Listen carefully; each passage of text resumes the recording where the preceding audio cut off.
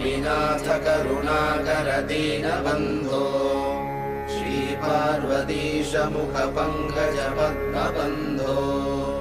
श्रीशादिदेव गणपूजित पादपद्म वल्लीसनाथ मम देहि करावलम्बम् देवादिदेवनुत देवगणाधिनाथ देवेन्द्रवन्द्य मृदुपङ्कज मञ्जुपाद देवर्षि नारद मुनीन्द्र सुगीतकीर्ते वल्लीसनाथ मम देहि करावलम्बम्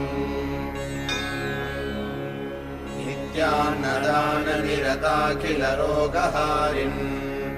तस्मात् प्रदान परिपूरित भक्तकाम